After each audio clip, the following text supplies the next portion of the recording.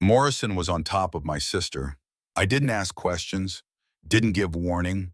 I grabbed his hair, pulled his head back, and cut his throat. I watched him die. If I could go back, I would do it again. Three Cherokee sisters escaped a slave camp. One white rancher decided to hide them. And a war began. The nightmare always started the same way. Daniel Rivers stood in the doorway of his burning home flames, licking up the walls like hungry demons. Inside, through the smoke and hellfire, he could see them.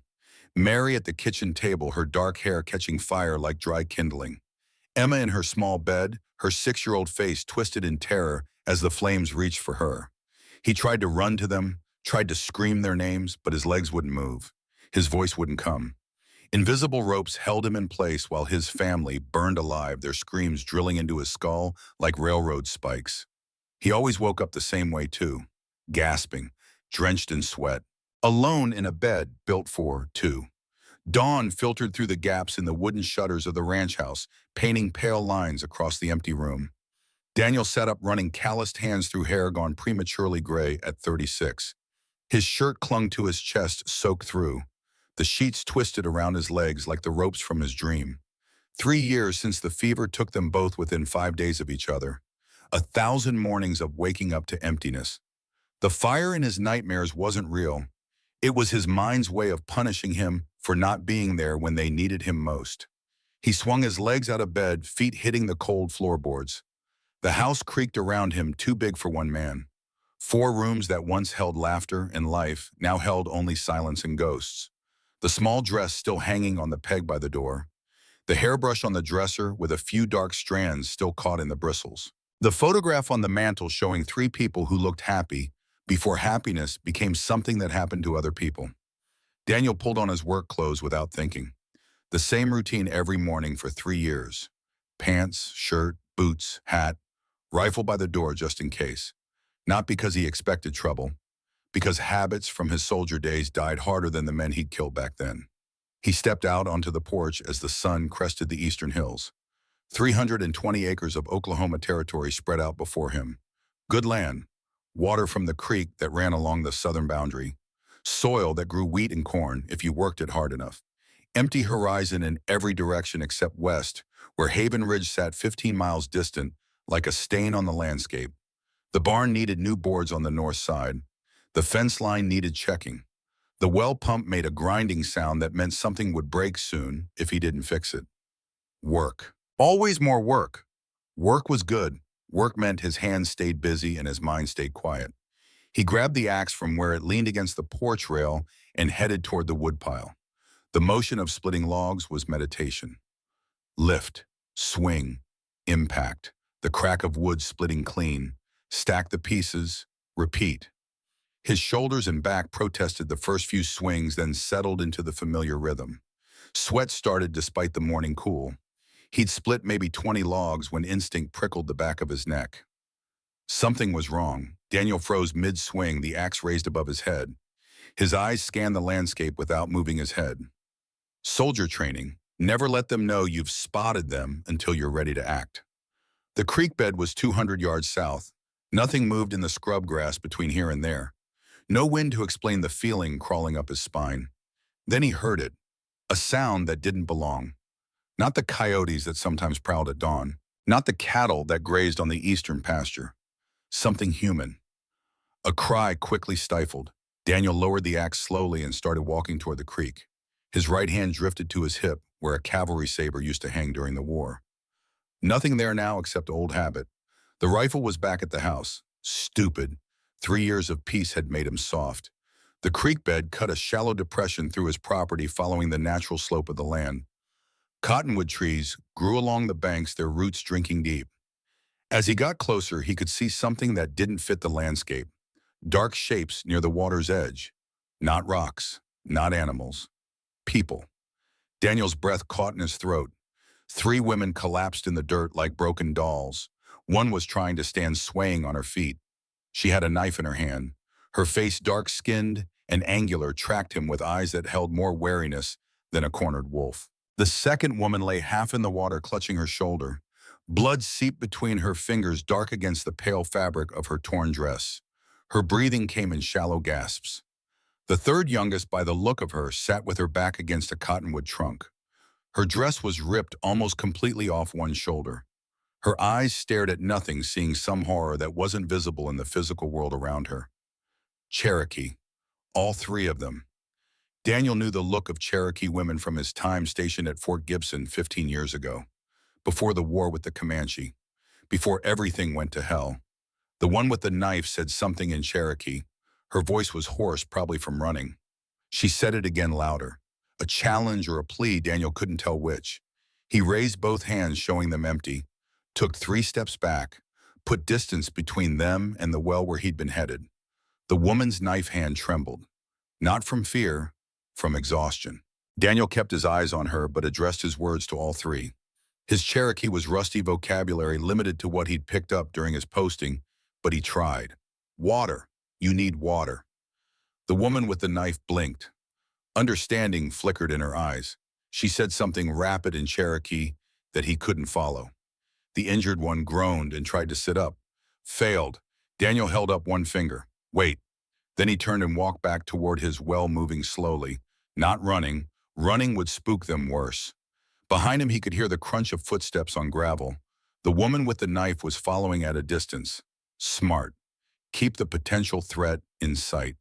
The well sat in the yard between the house and barn. Daniel gripped the wooden handle and started cranking. The rope creaked as it descended into darkness, then went taut as the bucket hit water.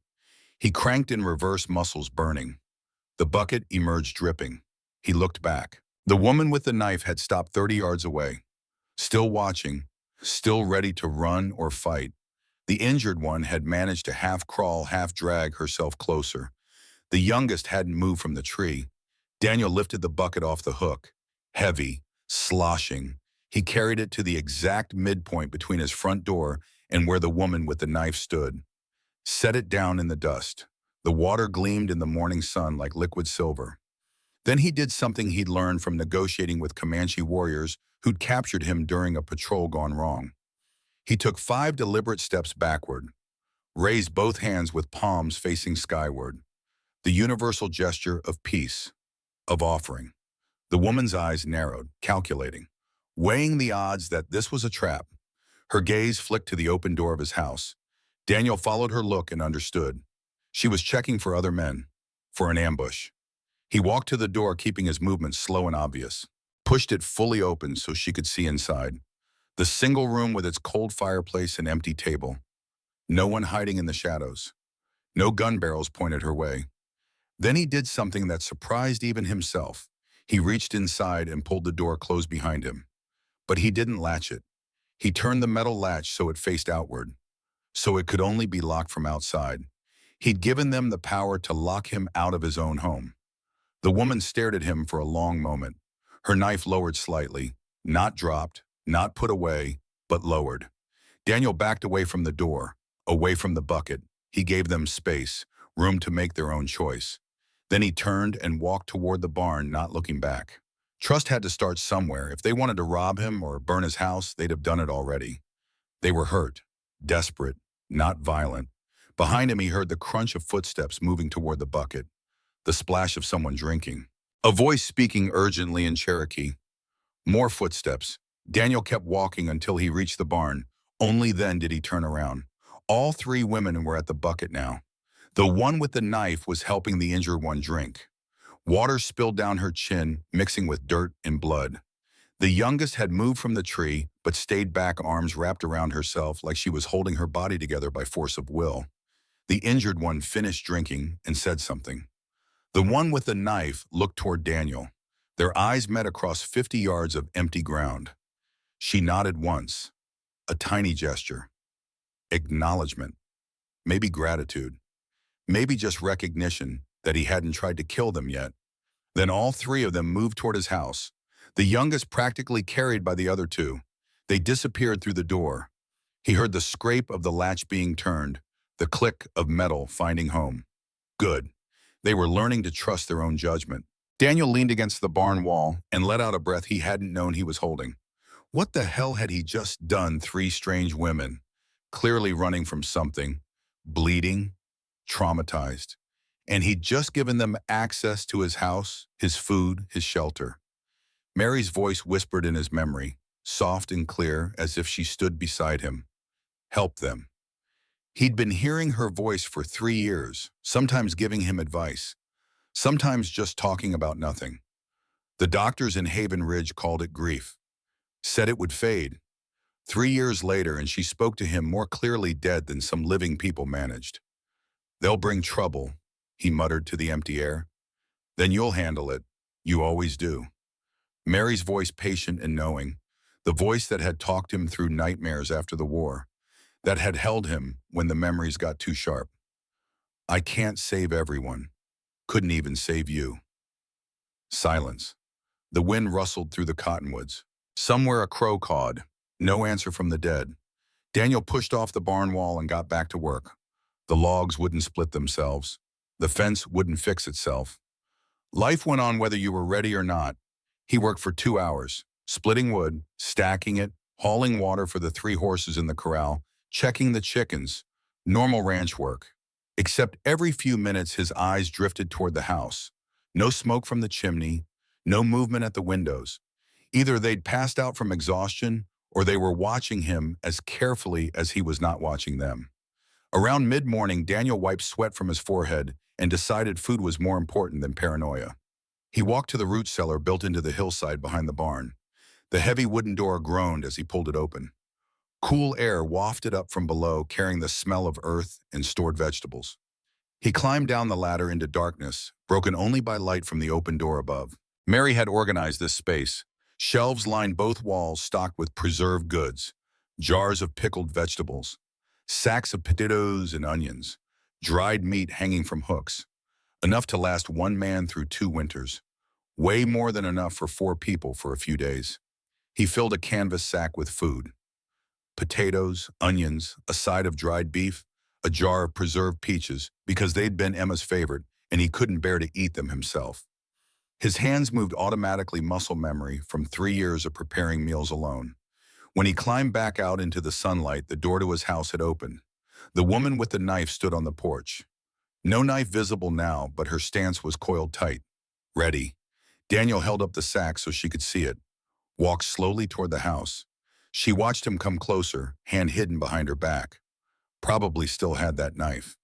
He stopped at the bottom of the porch steps, 3 feet of vertical distance between them. Close enough to talk, far enough that she had the high ground if things went wrong. Food, he said in English, then tried the Cherokee word. His pronunciation was probably terrible. She said something in rapid Cherokee. He caught maybe 1 word in 5. Something about sister. Something about medicine. The injured one needs a doctor, Daniel tried. The woman switched to halting English. No doctor. No town. They find us. Daniel nodded. That answered one question. They were running from someone who'd be checking towns and doctors. I can look at the wound. I was a soldier. Field medicine. The woman studied him for a long moment. Then she stepped aside from the doorway. An invitation or a test. Daniel climbed the porch steps slowly. The woman moved back as he entered, maintaining distance. The interior of his house looked the same and completely different. The injured woman lay on his bed, the one he'd barely slept in since Mary died. Someone had pulled the blanket over her.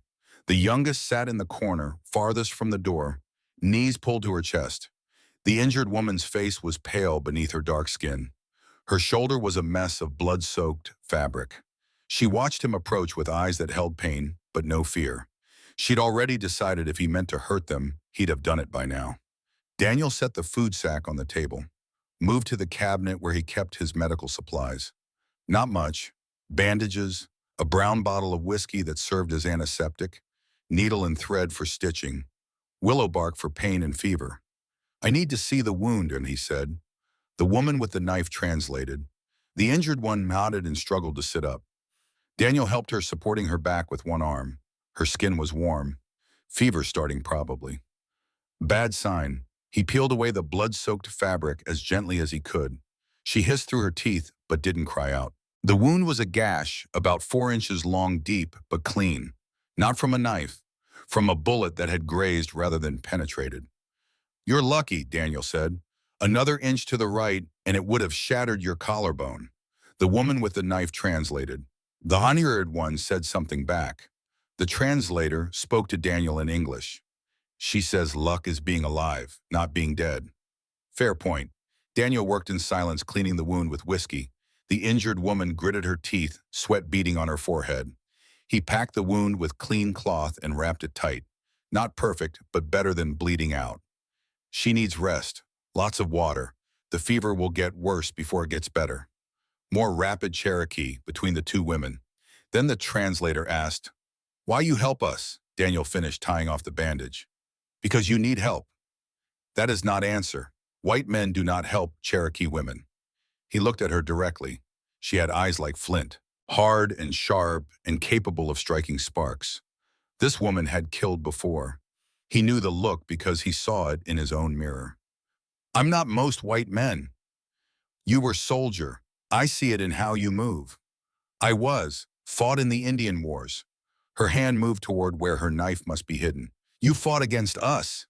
Against Comanche, Kiowa, some Apache, not Cherokee, but yes, I killed men who were fighting to defend their homes. I'm not proud of it." She seemed to weigh this. "Why you stopped being soldier?" "Because I saw what we were doing, what the government called peace, what they called progress. I got out before I became someone I couldn't live with." This was more honesty than he'd shared with anyone in years. These three strange women who'd stumbled onto his property were pulling words out of him that he'd kept locked away.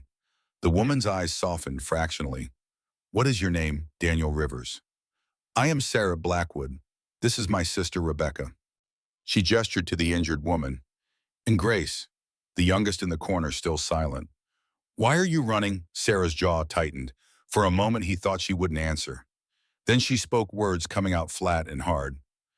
"We worked at labor camp, 15 miles south. Man who ran it, William Harrison, he promised fair wages, room and board, 6-month contract. All lies. He kept us working 14 hours a day. Never paid us. Said we owed him for food, for housing, for tools that broke." Daniel knew about Harrison. Everybody in the territory knew about Harrison. Rich man, connected, owned half the county through shell companies and legal trickery. When our contract should have ended, he said we owed him more money, more time. The debt kept growing. We tried to leave. Guards stopped us. Sarah's voice went quieter. One of the guards, Jake Morrison, he liked Grace, started following her, touching her. She is 19 years old. Daniel glanced at the girl in the corner. She still hadn't moved, still staring at nothing. 3 nights ago, Morrison found Grace alone. He tried to... Sarah stopped, swallowed. "He was raping her. I heard her scream. I ran. I had my father's hunting knife. Morrison was on top of her. I didn't ask questions, didn't give warning. I grabbed his hair, pulled his head back, cut his throat." The words hung in the air like smoke. Daniel had killed men in combat.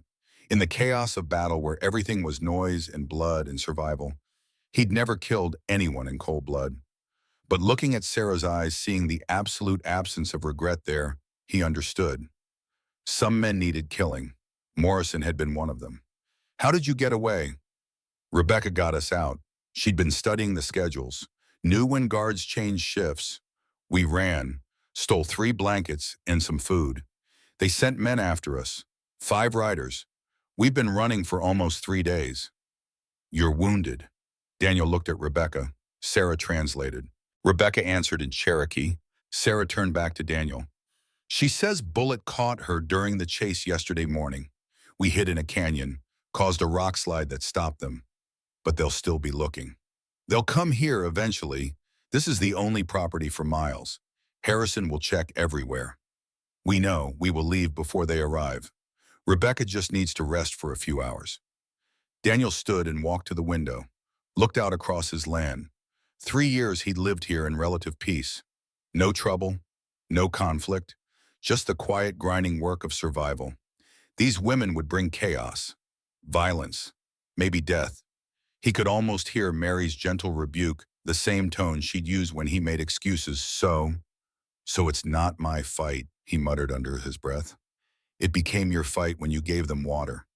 He turned from the window. Sarah was watching him with those flint eyes, waiting for him to tell them to leave, waiting for the hospitality to end and the cruelty to begin because that's what she'd learned to expect from the world.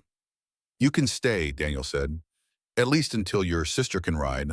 But if Harrison comes, you do exactly what I say. Understood?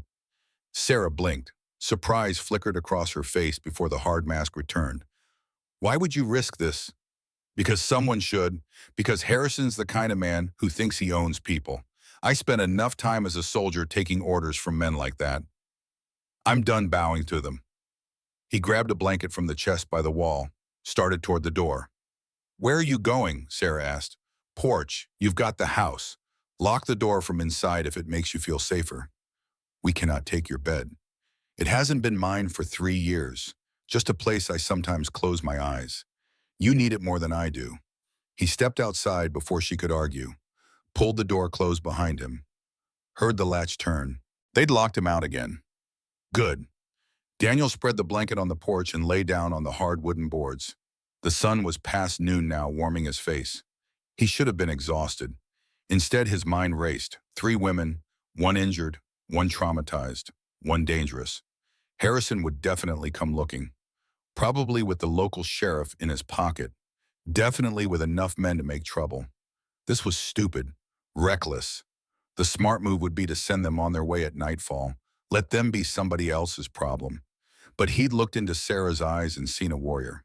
He'd looked at Grace and seen Emma grown up broken by men who should have protected her. He'd looked at Rebecca bleeding on his bed and known that if he did nothing, he'd see them in his nightmares alongside Mary and Emma. Maybe that was selfish. Maybe he was helping them to help himself, to prove he could save someone, to quiet the voices of the dead who haunted his sleep. He didn't care about the reason. Not really. They needed help. He could provide it. The math was simple, even if the consequences would be complicated. Daniel closed his eyes and tried to rest. Sleep wouldn't come. It never did during daylight. Instead, he lay there listening to the sounds of his ranch, the horses in the corral, the chickens clucking, the creek burbling in the distance, the almost silence from inside his house where 3 women who should have been strangers were becoming something else. Around mid-afternoon, the door opened. Sarah emerged carrying a plate with food, bread and dried beef. She set it beside him without a word and turned to go back inside. Sarah? She paused. In the trunk by the wall. There are dresses, my wife's and my daughter's. They're yours if you want them.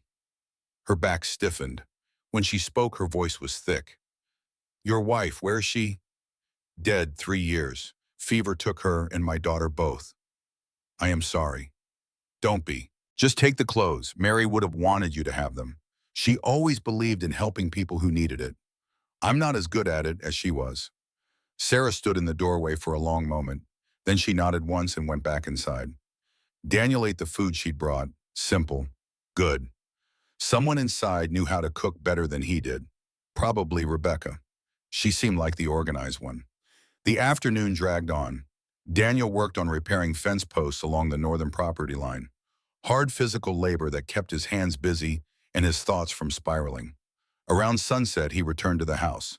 The door opened before he could knock. Sarah stood there wearing one of Mary's dresses. It fit her almost perfectly. For a dizzy moment, Daniel saw Mary in the doorway welcoming him home from work. Then the moment passed and it was just Sarah. Different woman, different life. Rebecca's fever is worse, Sarah said. Can you look at her again? Inside, Rebecca lay in bed, drenched in sweat. Her breathing was shallow and rapid. Daniel felt her forehead, hot as a coal. The wound had been clean when he'd bandaged it. Infection shouldn't have set in this fast unless something had been on the bullet. Rust, dirt, deliberate poison. The fever will break or it won't, Daniel said honestly. I can give her willow bark for the pain. Keep her cool with wet cloths. But the rest is up to her body. He prepared a tea from willow bark powder, strong and bitter. Sarah helped Rebecca drink it. The injured woman's eyes were unfocused, seeing things that weren't there. Fever dreams. Daniel knew those well. He'd had his share of them during the war. Grace had moved from her corner to sit beside Rebecca's bed. She held her sister's hand and spoke in soft Cherokee. The words were gentle, soothing, the voice of someone trying to call a spirit back from wandering too far into darkness. She hasn't spoken since Morrison, Sarah said quietly. Not to us, not to anyone. Daniel said nothing. What could he say? That time would heal it, that she'd forget. He'd killed men in combat, and their faces still visited him nightly. He couldn't imagine what Grace was carrying. They maintained a vigil through the evening.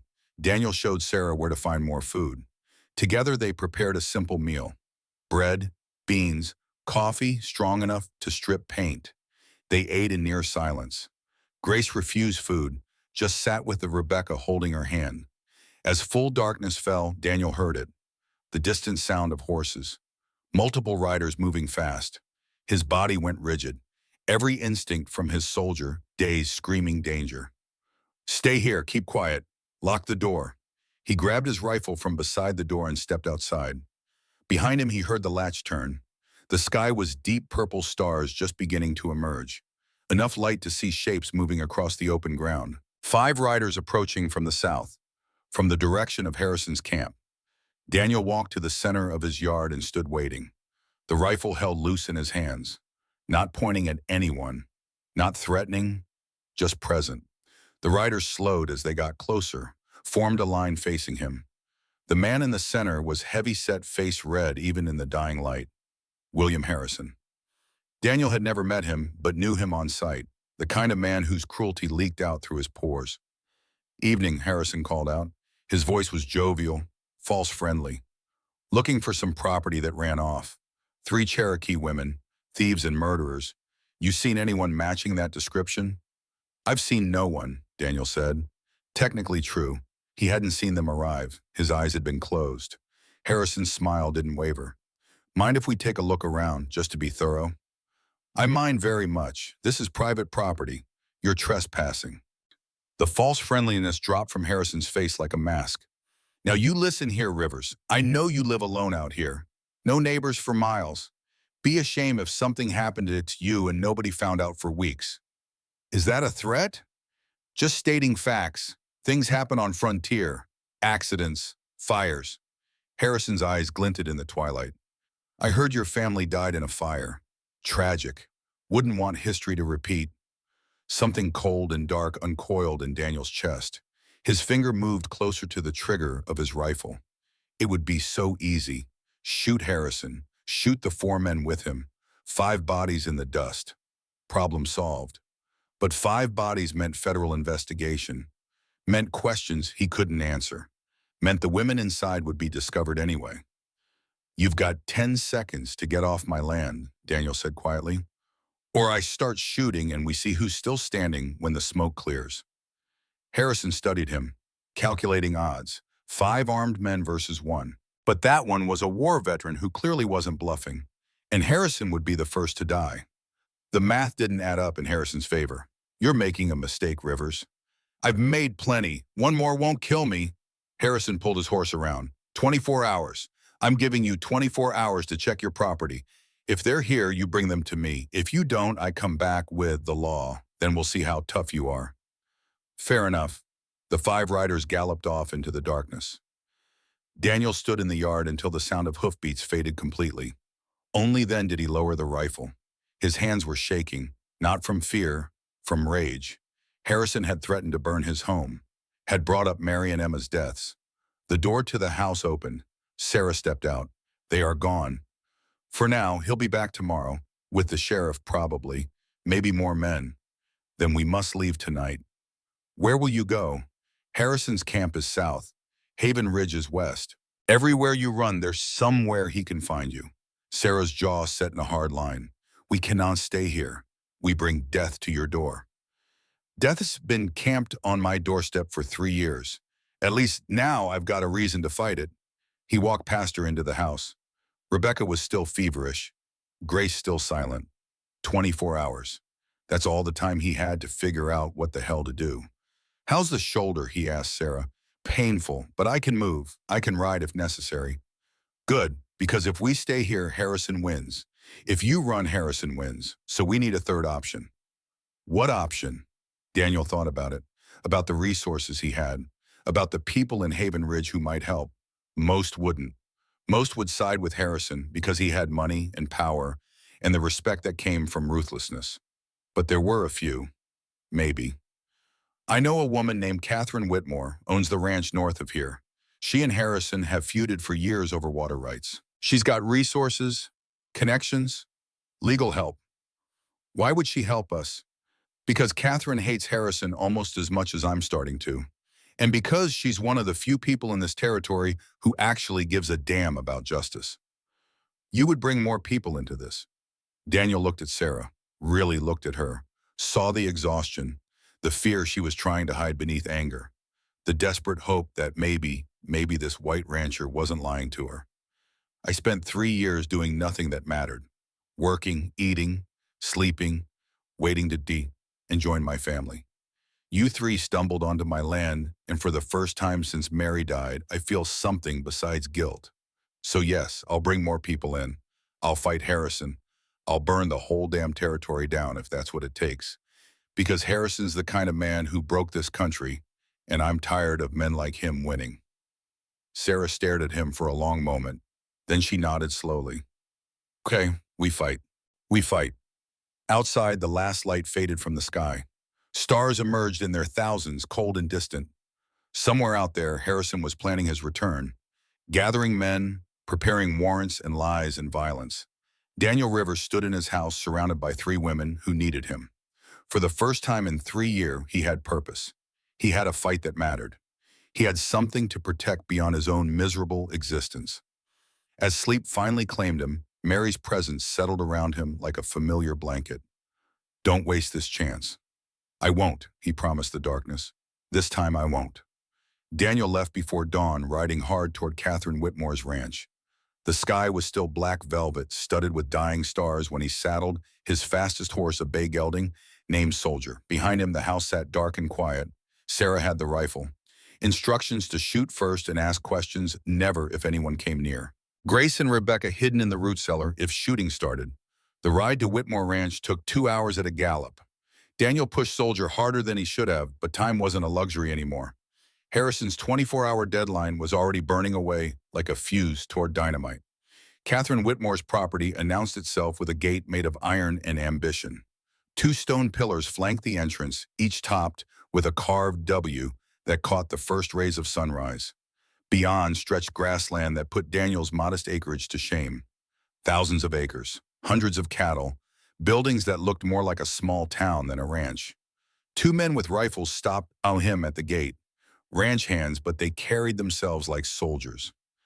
Catherine didn't take chances. State your business, the taller one said. Daniel Rivers, here to see Mrs. Whitmore. Tell her it's about Harrison. The 2 men exchanged glances. The shorter one rode off toward the main house, while the tall one kept his rifle trained loosely in Daniel's direction. Not pointing, not threatening, just ready. You're the war hero, the tall guard said after a minute of silence. I'm a man who fought in a war. There's nothing heroic about killing. Harrison thinks he owns this territory. Mrs. Whitmore, she's one of the few who tells you no. That's why I'm here. The shorter guard returned with a woman on horseback. Catherine Whitmore, at age 42, looked like she'd been carved from the same iron as her gateposts. Gray streaked through dark hair pulled back in a severe bun. Lines around her eyes from squinting at sun and ledgers. Hands that knew both reins and account books. Rivers, her voice was smoke and steel. You've never visited before. This must be important. It is. Can we talk privately? Catherine studied him for a moment, then nodded. Follow me. She led him past the main house and sprawling structure of wood and stone that probably had more rooms than Daniel had acres. They rode to a smaller building set apart from the others. Her office. Inside papers covered every surface. Maps of the territory, cattle inventories, legal documents thick as bricks. Talk, Catherine said, not bothering with pleasantries. Daniel told her everything. The 3 women, Harrison's camp, Morrison's assault, Sarah's knife, the chase, Harrison's visit last night, the 24-hour deadline that was now down to about 16 hours. Catherine listened without interrupting. When he finished, she walked to a cabinet and pulled out a bottle of whiskey, poured 2 glasses, pushed one toward Daniel. You're asking me to go to war with Harrison over 3 Cherokee women you met yesterday. Yes. Why? Because it's the right thing to do. Catherine laughed, but there was no humor in it. Right thing to do.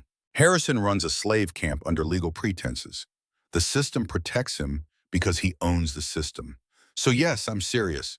We fight dirty if we have to. You know what happened to the last person who fought Harrison that way, Ben Cutler? He accidentally fell off his horse and broke his neck. Except witnesses saw two of Harrison's men nearby. No charges filed. No investigation. Harrison walked free. Then we make sure we don't fall off our horses. Catherine set down her glass, walked to the window. Outside her ranch sprawled in all directions. Empire built from hard work and harder choices. If I do this, I lose everything if we fail. Harrison will destroy me. Legally, financially, physically, if he can manage it. If you don't, you spend the rest of your life knowing you let him win. Let him keep running his slave camp. Let him keep crushing anyone who opposes him. That worth your empire, silence stretched between them. Daniel could hear his own heartbeat, could hear the clock on Catherine's desk ticking away precious seconds. Tell me about these women, Catherine said finally.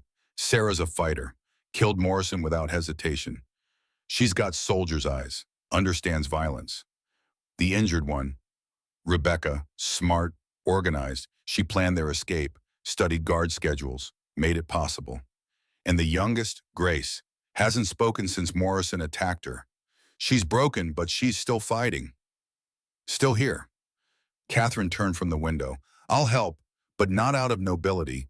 I'll help because Harrison's been a thorn in my side for years, and this might be the lever that breaks him. Understood. Don't care about your reasons. Just need your help. We'll need more than the two of us. We need someone who understands the legal system and someone who knows Harrison's operation from the inside.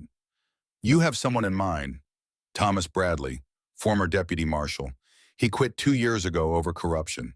Couldn't stomach the way Harrison and others like him bought their way out of justice. He's working as a blacksmith in Haven Ridge now. Will he help?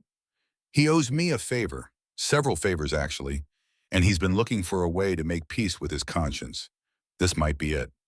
Catherine grabbed her coat. We ride to Haven Ridge, pick up Bradley. Then we go back to your place and figure out how to keep your guests alive. They made Haven Ridge by mid-morning. The town was a collection of wooden buildings clinging to survival in the middle of nowhere. Saloons outnumbered churches 3-1. The sheriff's office sat on Main Street like a warning. Daniel kept his head down as they rode past. No need to advertise his presence.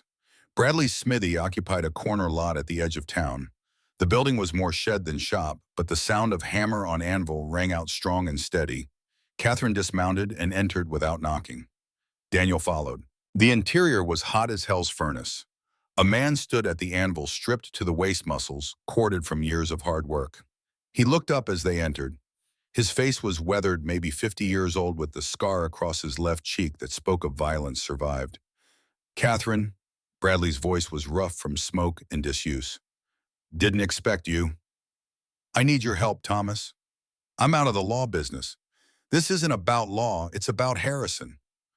Bradley's hammer paused mid-swing. He set it down carefully. What about Harrison? Catherine told him everything Daniel had told her.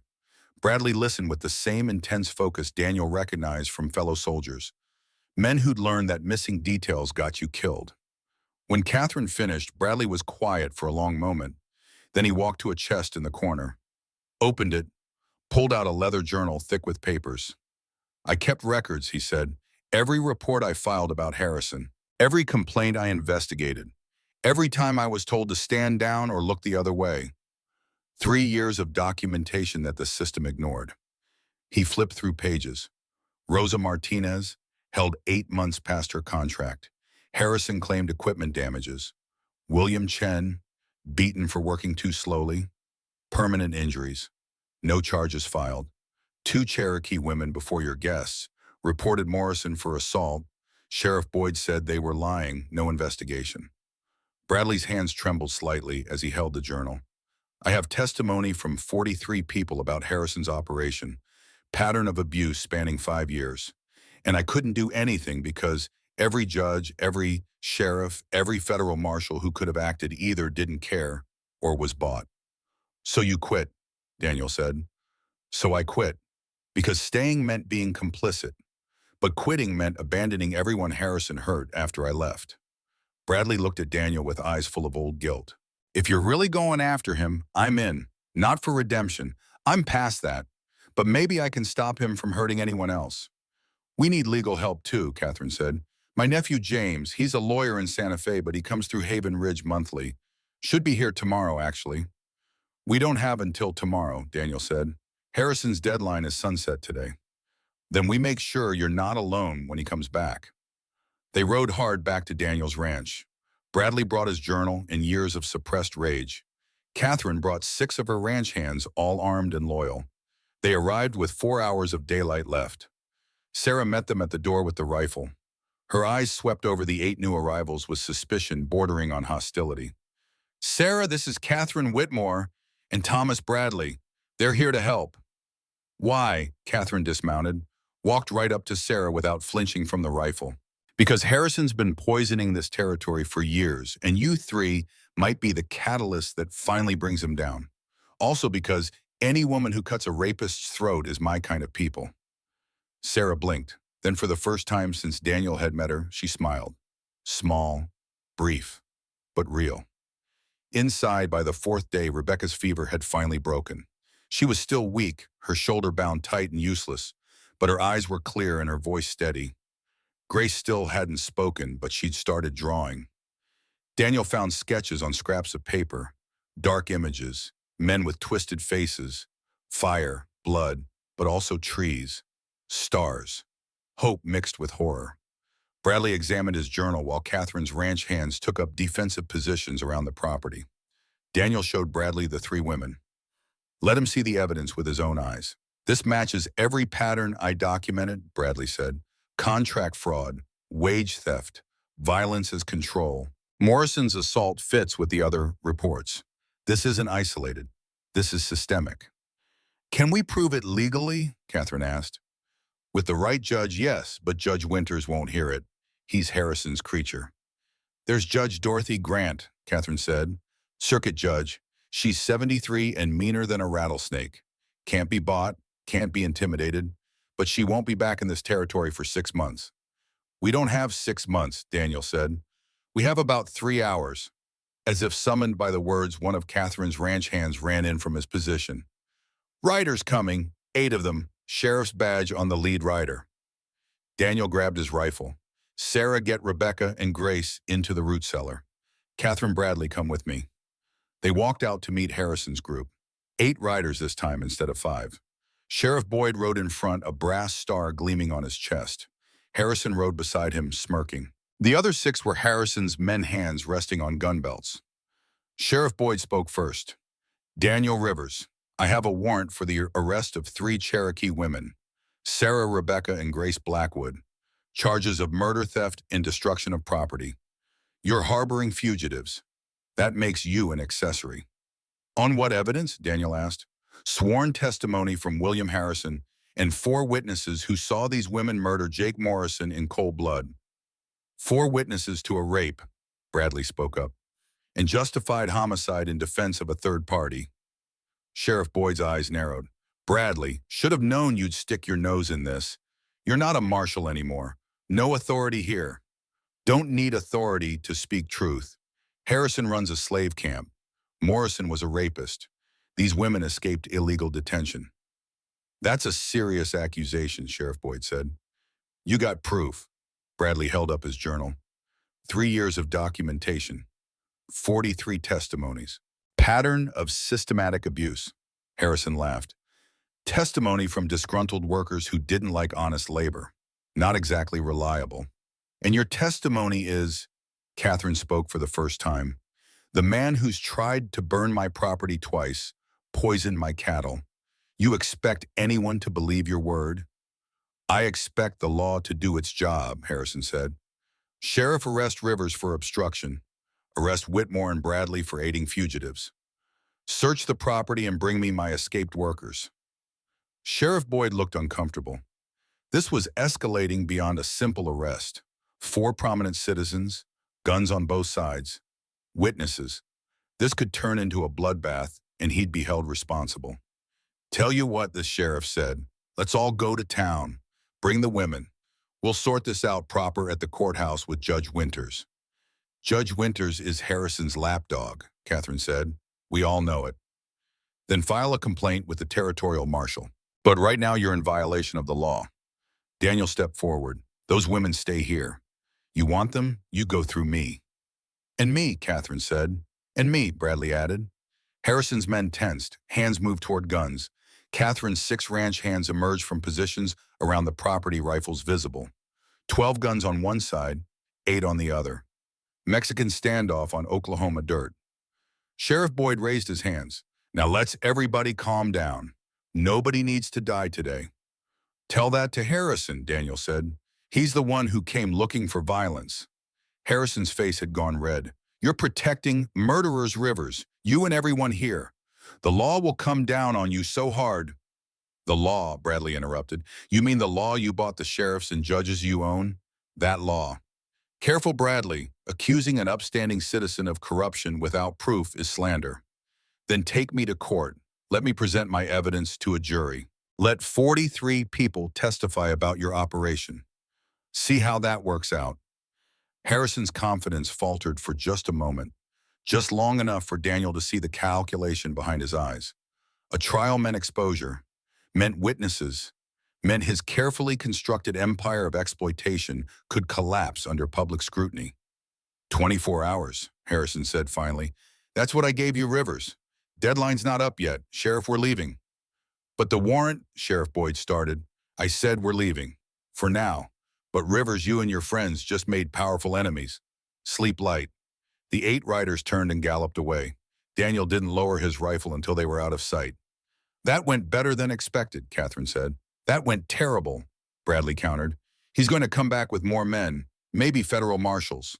He'll escalate until he wins or we're all dead. Then we escalate first, Daniel said. They gathered in Daniel's house for a war council.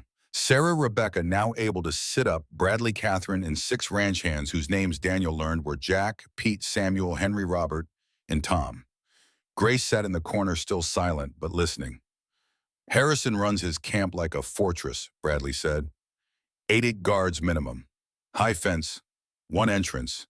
He keeps workers locked in barracks at night. How many workers total? Catherine asked. Last I investigated about 30. Mix of Cherokee, Mexican, and poor whites desperate enough to believe his lies. If we could free them, Daniel said slowly, get them away from Harrison, get their testimony. That's 43 more witnesses to add to your journal. Bradley shook his head. You're talking about a raid, armed assault. That's not just illegal, that's an act of war. So everyone turned to look at Sarah. She'd been quiet until now, letting the white people plan. But her eyes burned with something fierce. Harrison has already made this war, Sarah said in her halting English. He made war when he enslaved us, when Morrison attacked Grace, when he chased us. We can fight his way or we can lose. I choose fight. It's not that simple, Bradley said. It is exactly that simple, Sarah shot back. You have journal full of crimes that nobody cares about. You have system that protects Harrison. Only way to beat system is to break it. Daniel looked at Sarah and saw himself reflected back. A person who'd reached the end of compromise, who'd seen enough of evil men winning through legal technicalities, who was ready to burn it all down if that's what justice required. She's right, Daniel said. You're both insane, Bradley said, but his voice lacked conviction. I've fought Harrison through legal channels for 3 years, Catherine said. Cost me $50,000 in lawyer fees. He's still operating, still hurting people. Maybe it's time to try a different approach. Bradley ran his hands through his hair. Decades of believing in the system warring with the reality of its failure. Finally, he sighed. If we do this, we do it smart. Military precision, in and out before Harrison knows what hit him. Minimal violence. Can't guarantee minimal violence, Daniel said, but we can guarantee minimal innocent casualties. We hit at night. 2 a.m. guards are tired. Workers are in barracks. We cut through the back fence, get the workers out, disappear before Harrison can organize pursuit. How many people do we need? Catherine asked. 10, maybe 12. Armed, trained, willing to shoot if necessary. Catherine looked at her 6 ranch hands. You boys didn't sign up for this. You want out, no judgment. The one named Jack spoke up. Ma'am, we signed up to work for you. Harrison burned the bunkhouse last year, killed 2 horses we all loved. I'm in. The others nodded agreement, loyalty born from years of fair treatment, something Harrison would never understand. That's 8, Daniel counted. We need more. I know 4 men on the reservation, Sarah said. Cherokee warriors. They will help. You sure? Daniel asked. Harrison's camp holds 3 of our people right now. They will help. That's 12, Bradley said. Barely enough. It'll have to be enough. They spent the rest of the afternoon planning. Bradley drew maps from memory, guard positions, barracks layout, weak points in the fence. Daniel organized the team into 3 groups. Group 1 with Sarah and 4 men to breach the fence and reach the workers. Group 2 with Daniel to provide covering fire and watch for guards. Group 3 with Bradley to handle any unexpected complications. Catherine would stay at Daniel's ranch with Rebecca and Grace, act as command post and emergency backup. If things went wrong, she'd know first. As sunset painted the sky in blood colors, 4 Cherokee warriors arrived. 3 men and 1 woman, all armed, all dangerous looking. Sarah spoke with them in rapid Cherokee. They nodded, asked a few questions, agreed to the plan. The lead warrior introduced himself to Daniel as John Crow. You are the white man who protects Cherokee women. I'm the man who gave them water, Daniel said. Rest just followed. John Crow studied him. My sister worked at Harrison's camp 2 years ago. Morrison raped her too. She killed herself after. I have wanted Harrison's blood ever since. Tonight I get justice. Daniel saw the same burning anger in John Crow's eyes that lived in Sarah's. This wasn't just about rescuing workers. This was about vengeance, about wars that needed settling. He should have felt worried about that. Instead, he felt kinship. We move at midnight, Daniel said. 3 hours to get into position. Hit at 2 a.m. when guards are tired. Questions? No one spoke. Good. Check your weapons. Rest if you can. And understand that after tonight, there's no going back. We'll all be wanted men and women. Harrison will hunt us. The law will hunt us. We do this, we commit fully. Already committed, Jack said. The others murmured agreement. Rebecca called Daniel over. She was still weak, but her eyes were clear. You are good man, Daniel Rivers. My sister, she trusts you.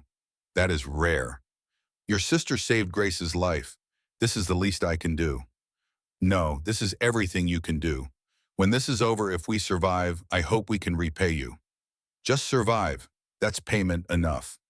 Midnight came too fast and too slow. The team assembled in Daniel's yard under a sliver moon. 12 people about to commit a crime in the name of justice. About to raid a man who had power and money and the law on his side. They rode in silence, hoofbeats muffled by cloth wrapped around horseshoes. No talking, hand signals only. The warriors moved like ghosts. Daniel remembered his own days scouting for the cavalry, the way silence became a language, the way darkness became an ally. Harrison's labor camp sat in a shallow valley lit by torches at the main gate. From a ridge 300 yards away, Daniel could see the layout Bradley had described.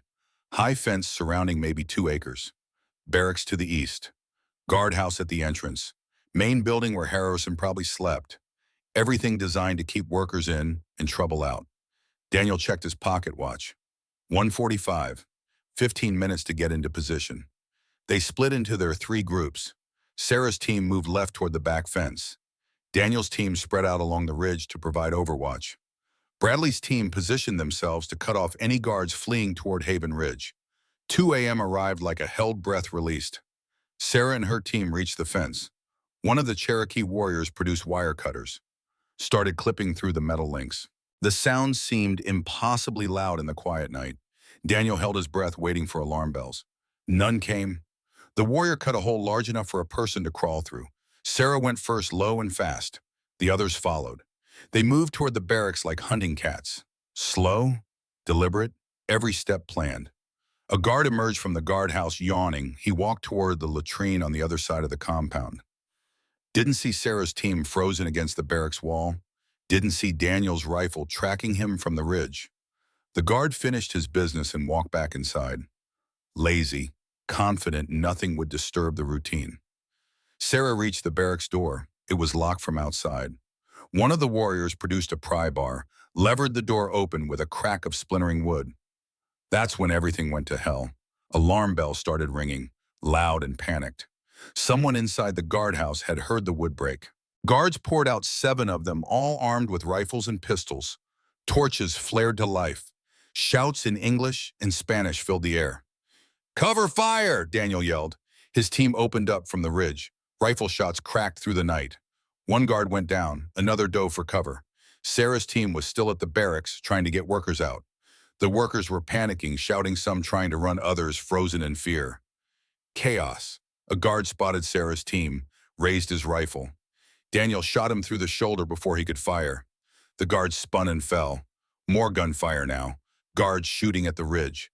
Bullets whined through the air. One of Catherine's ranch hands, Pete, took a hit in the leg and went down cursing. "Get those workers moving," Daniel shouted, though Sarah couldn't hear him at this distance. John Crow emerged from the barracks dragging 2 workers. Other Cherokee warriors were doing the same, physically pulling terrified people out into the gunfire. It was bedlam, 20 workers stumbling around, not knowing where to go or what was happening. The main building's door burst open. Harrison himself appeared, shotgun in hand. He fired into the darkness, not aiming, just shooting. Rage and fear in equal measure. "Fall back," Bradley was yelling. "Get the workers through the fence." Sarah's team started herding workers toward the hole in the fence. Some went willingly. Others fought, thinking this was another of Harrison's tricks. Precious seconds wasted on confusion and terror. Daniel kept firing, not to kill if he could help it, just to keep guards pinned down, to give Sarah's team time to retreat. But the guards were finding courage now, organizing. 2 of them flanked right, trying to get an angle on the escaping workers. "Jack, Robert, those 2 on the right," Daniel called. Jack and Robert shifted their aim, fired. One guard went down, the other retreated. The last of the workers made it through the fence hole. Sarah came last, covering their retreat. A guard tried to chase them. John Crow shot him in the leg. Not fatal, but enough to make him rethink his priorities. "Everyone back to the horses," Daniel ordered. They retreated in organized chaos, Daniel's team providing cover, while Sarah's team got the workers mounted on spare horses they'd brought. Pete was bleeding badly but still moving. Tom helped him onto a horse. Behind them, Harrison's camp was a disturbed anthill. Guards shooting randomly into darkness. Harrison himself screaming orders that no one was following. The fence breached. Over 20 workers gone. They rode hard north. 22 freed workers. 12 rescuers. 1 injured. They put 5 miles between themselves and the camp before Daniel called a halt to check Pete's leg. The bullet had gone through the meaty part of his calf. Painful but not life-threatening if they kept it clean. Daniel bandaged it with strips torn from his shirt. "That went well," Pete said through gritted teeth. "That was a disaster," Bradley countered. "We fired on Harrison's guards. We freed his workers by force. We just committed armed assault, theft, and about a dozen other crimes." "We freed slaves," Sarah said simply. "The law won't see it that way." "The law is already against us," Daniel said. "Might as well be hanged for a wolf as for a sheep." They made it back to Daniel's ranch as dawn broke. Catherine had hot food ready, coffee that could strip rust. The freed workers, mostly Cherokee and Mexican, looked dazed, traumatized, but free. Daniel found Rebecca standing on the porch. She looked at the freed workers, at the determination on everyone's faces, at Daniel himself covered in dirt and gun smoke. "You did it," she said. "We started it. Harrison will retaliate. This war just went from cold to hot." As if prophetically, a rider appeared on the southern horizon, coming fast. As he got closer, Daniel recognized one of Catherine's ranch hands who'd stayed behind to watch Haven Ridge. "Federal Marshal arrived an hour ago," the rider gasped. "Name's Robert Mitchell. He's investigating Harrison's camp. Harrison's claiming you murdered his guards and kidnapped his workers." "How many guards did we kill?" Daniel asked quietly. "None," Bradley said. "We shot 2. Neither fatal. I checked." "Harrison's lying then, trying to make this worse than it is." "Or Harrison's killed his own guards," Catherine said slowly, "to make it look like you did it, to turn this into a murder investigation instead of a labor dispute." The cold calculation in that statement hung in the air. Harrison was capable of that, would sacrifice his own people to win the legal battle. "We need those workers to testify," Bradley said. "All of them. We need to document everything before Mitchell can arrest us." They spent the next 6 hours interviewing workers. Bradley took notes. Catherine provided legal language. Each worker told the same story: contract fraud, wage theft, violence. Morrison's assaults on multiple women, Harrison's threats. The pattern was undeniable. By noon, they had testimony from 22 people, written statements, signed with X marks by those who couldn't write, evidence that should have been damning. Marshal Mitchell arrived at 2 p.m. He came with 4 deputies, all armed, all looking serious. Mitchell himself was maybe 50 gray at the temples, eyes that had seen too much corruption and not enough justice. "Daniel Rivers," Mitchell asked. "That's me. I'm placing you under arrest for armed assault, arson, and the murder of 2 men. We killed no one. Harrison's lying. 2 guards are dead, shot during a raid on Harrison's camp. Multiple witnesses put you at the scene. I was there, but those men were alive when we left. You're also accused of kidnapping 22 workers. We freed 22 slaves, and they're here. Talk to them. Get their testimony." Mitchell looked at the crowd of workers, at Bradley's journal, at the testimonies written out in Catherine's neat handwriting. For a moment, something flickered in his eyes. Recognition that things weren't as simple as Harrison claimed. "I'll need to interview everyone," Mitchell said. "But Rivers, you and your accomplices are coming to Haven Ridge. There'll be a hearing with Judge Winters tomorrow." "Judge Winters is Harrison's creature," Catherine said. "Judge Winters is the only judge in this district," Mitchell countered. "We follow procedure, even when we don't like it." Daniel looked at Sarah, at Rebecca, at Grace, who still hadn't spoken, but who was watching everything with 2 old eyes. He'd promised to protect them. Instead, he'd made them hunted by federal law. "I'll come peacefully," Daniel said, "but the women stay here, under Catherine's protection. They're witnesses, not criminals." "Everyone involved comes in," Mitchell said. "Those are the rules." "Then change the rules." Mitchell and Daniel stared at each other. 2 men who'd worn uniforms for governments that didn't always deserve loyalty. 2 men tired of watching power crush justice. "I'll take you and Bradley," Mitchell said finally. "The women can stay. But Rivers, if you run, I'll hunt you across the whole territory. Understood?" "Understood." They rode to Haven Ridge in custody, Daniel's hands bound, Bradley's too, the freed workers following behind with Mitchell's deputies. Catherine stayed at the ranch with the Blackwood sisters and her ranch hands. A defensive position if Harrison tried anything. The hearing was scheduled for the next morning at 10 a.m.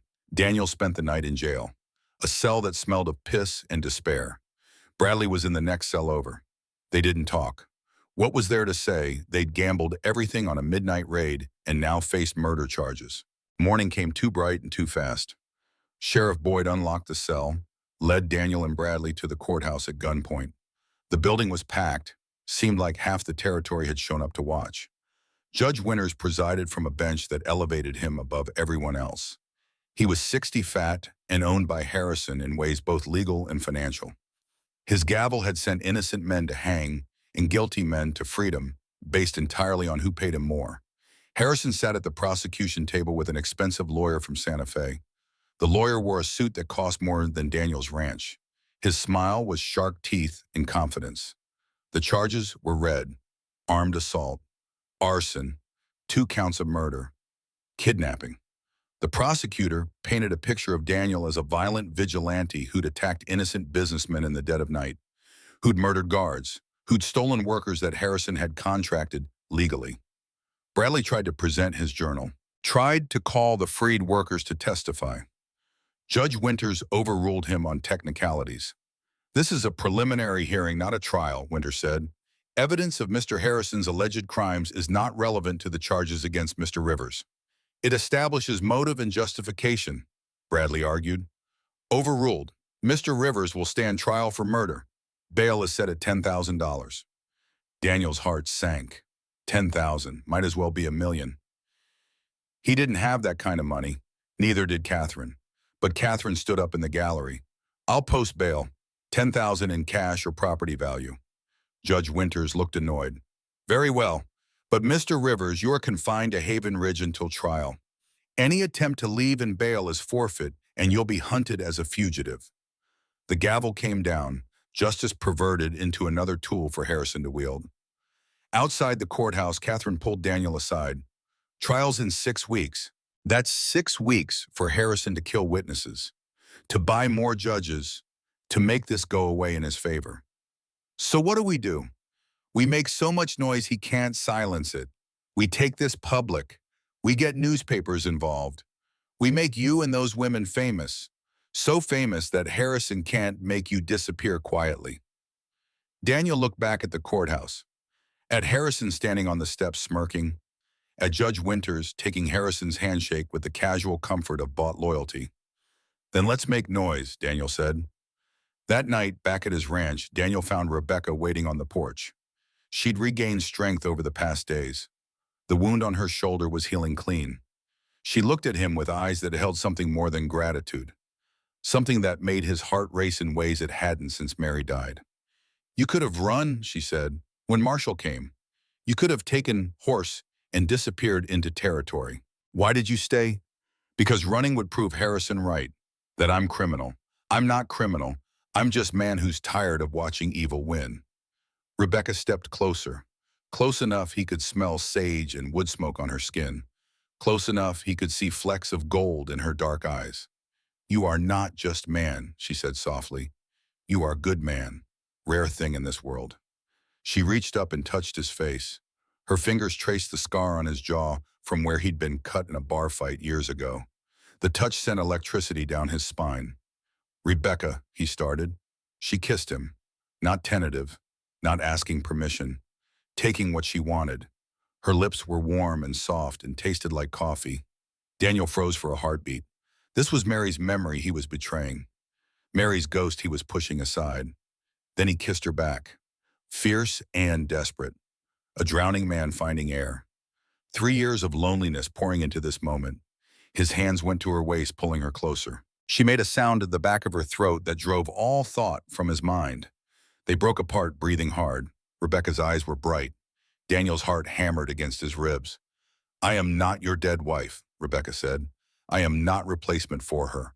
I am Rebecca Blackwood, and I choose you, if you will have me. Daniel swallowed hard. I'm going to trial for murder. Might hang, might spend rest of life in prison. That's what you're choosing. Then I choose quickly, before time runs out. They stood together on the porch as stars emerged overhead. Two broken people finding something whole in each other. Behind them through the window, Sarah watched with approval. Grace had started drawing again, her sketches slowly changing from horror to hope. The war with Harrison was far from over. Trial loomed, danger lurked in every shadow. But for this moment, Daniel Rivers felt something he hadn't felt in 3 years. He felt alive. The next morning brought Catherine Price. She arrived in a wagon loaded with photographic equipment and enough paper to document a war, which Daniel supposed was exactly what this had become. Catherine was maybe 35 with ink-stained fingers and eyes that saw stories in everything. She worked for the Territorial Gazette, the most widely read newspaper in Oklahoma Territory. Catherine Whitmore had sent for her. Mr. Rivers, Catherine said, extending a hand that gripped like a ranch foreman, I've been covering labor abuses for 6 years. Mrs. Whitmore says you have something I need to see. Daniel showed her everything. The freed workers still camped on his property. Bradley's journal with 3 years of documentation. The testimonies signed and witnessed. Sarah's story about Morrison. Rebecca's contract proving Harrison's fraud. Grace's silence that spoke louder than words. Catherine took notes in shorthand that looked like chicken scratches. Her photographer, a nervous man named Albert, captured images on glass plates. The freed workers lined up. The Blackwood sisters standing together. Daniel himself looking tired and determined. This is explosive, Catherine said after 3 hours of interviews. Harrison will try to bury it. That's why we're giving it to you, Catherine said. Make it too big to bury. The article ran 4 days later. Front page. 2 full pages inside. Catherine hadn't pulled punches. She detailed every abuse. Named Harrison by name. Called his operation exactly what it was, slavery dressed in legal contracts. She included quotes from 15 freed workers, images of their faces, proof that couldn't be dismissed as hearsay.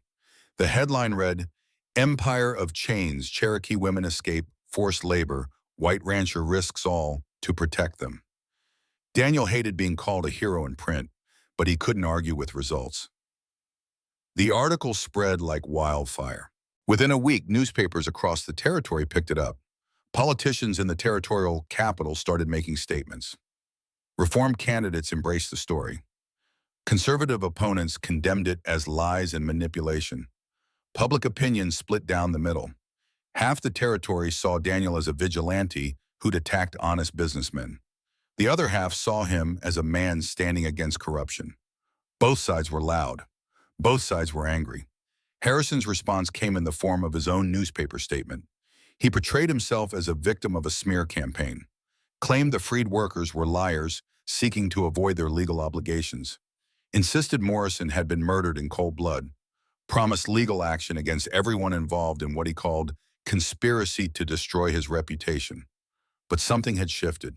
The story was too big now, too public. Harrison couldn't make it disappear with bribes and threats. The light was on him, and exposure revealed the rot underneath his empire. 2 weeks after the article ran, Marshal Mitchell returned to Daniel's ranch, this time without deputies, without handcuffs. He came alone at sunset and asked to speak privately. They walked to the creek where Daniel had first found the Blackwood sisters. The water burbled peacefully, unaware of the chaos it had witnessed. "I've been investigating Harrison's operation," Mitchell said. "Real investigating, not the whitewash he expected. I interviewed 37 former workers. I pulled financial records. I examined contracts. Rivers, everything you and Bradley claimed is true. Harrison's running a slave operation using debt bondage. Will you arrest him?" "I already did. This morning. Federal charges, forced labor, contract fraud, conspiracy, wire fraud, obstruction of justice." Daniel felt something unclench in his chest. "The murder charges against me dropped. I found the 2 murdered guards alive and working at Harrison's other property. Harrison staged their deaths to frame you. That's another charge. Witness tampering and filing false reports." "So it's over." Mitchell shook his head. "Harrison made bail, $50,000. He's out pending trial. And Rivers' men like Harrison don't go quietly. He's desperate now, cornered. That makes him dangerous." "How dangerous?" "The kind that burns enemies' houses with families inside dangerous." Daniel's blood went cold. Mitchell had just described his nightmare, the one that woke him sweating every night for 3 years. "I can post guards," Mitchell offered. "Federal protection." "For how long?" "Weeks, months. Harrison can wait. He's patient when he needs to be." "Then what do you want to do?" Daniel looked back at his ranch house, at the warm light spilling from windows, at Rebecca's silhouette moving inside, at the life that was slowly, painfully growing from the ashes of his old one. "I want him to know that if he comes for us, we'll destroy him completely. No mercy, no half measures." Mitchell studied him. "You're talking about killing him." "I'm talking about making sure he understands the cost of escalation. Right now, he thinks he can outlast us, outspend us. I need him to know he can't." "That's a confession to conspiracy. I could arrest you right now." "You could, but you won't, because you know I'm right. Harrison will keep coming until someone stops him permanently." Mitchell was silent for a long moment. Then he sighed. "I didn't hear that. I wasn't here. But Rivers, be careful. The line between justice and murder is thinner than most people think. I crossed that line the night we raided his camp. No going back now." Mitchell left as quietly as he'd arrived. Daniel stood by the creek until full dark, thinking, planning, preparing for the violence he knew was coming. 3 nights later it came. Daniel woke to the smell of smoke. Not wood smoke from a fireplace. Chemical smoke. Accelerant.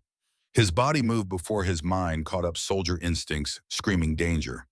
He rolled out of bed and hit the floor running. The barn was on fire, flames 20 feet high licking at the night sky. But that wasn't the real attack. That was the distraction. 8 men on horseback circled the house firing rifles and pistols at the windows. Glass shattered. Wood splintered. Inside, Daniel could hear screaming. Rebecca, Sarah, Grace, Catherine's ranch hands who'd been sleeping in the bunkhouse. Daniel grabbed his rifle and kicked open the front door. Returned fire at the nearest rider. Missed. The rider wheeled and fired back. Bullet punched through the door frame inches from Daniel's head. More gunfire from inside the house. Sarah had armed herself. She fired from an upstairs window, methodical and calm. One rider went down, then another. The woman was a natural sniper, but 8 attackers was too many. They were spreading out surrounding the house. This wasn't harassment. This was execution. Harrison had sent killers to end this permanently. "Rebecca," Daniel shouted, "get Grace to the root cellar." He saw movement at the back of the house. 2 attackers dismounting. They carried torches. They were going to burn the house with everyone inside. Daniel's nightmare made real. Not again. He wouldn't lose another family to fire. Daniel ran through the house and out the back door. The 2 attackers were at the wall, torches raised. Daniel shot the first one through the chest. The man dropped torch, falling into grass. The second attacker spun and fired. Bullet caught Daniel's left arm, burning line of agony. But Daniel's return shot caught the attacker in the throat. He fell choking on blood. Something moved in Daniel's peripheral vision. He spun. Another attacker, this one with a knife. Big man, fast. He tackled Daniel before the rifle could come up. They hit the ground hard, Daniel's injured arm screaming protest. The knife came down. Daniel caught the attacker's wrist with both hands. Strength against strength. The blade hovered inches from his face. Daniel could smell whiskey and tobacco on the man's breath. Could see murder in his eyes. A gunshot. The attacker's head snapped back. He collapsed on Daniel, dead weight. Rebecca stood behind him, pistol smoking in her hand. Her face was pale but steady. "You saved me," Daniel gasped, shoving the corpse aside. "And we are even now." More gunfire from the front. Sarah's rifle cracking. Men screaming. The attackers were retreating, having lost half their number. But the barn was still burning, and Daniel could see another fire starting at the bunkhouse where Catherine's ranch hand slept. "Jack!" Daniel yelled. Get out!" 3 men stumbled from the bunkhouse, coughing from smoke. Tom was helping Pete, whose wounded leg had slowed him down. They'd almost made it clear when a rider circled back, rifle raised. Daniel didn't think, just moved. Put himself between the rider and the ranch hands. Fired his rifle from the hip. Missed. The rider fired. Bullet hit Daniel's right side low. Pain exploded through his torso. He went down hard. Through dimming vision, Daniel saw the rider taking aim again. Saw death coming. Then the rider jerked and fell from his horse. Sarah's rifle from the second floor.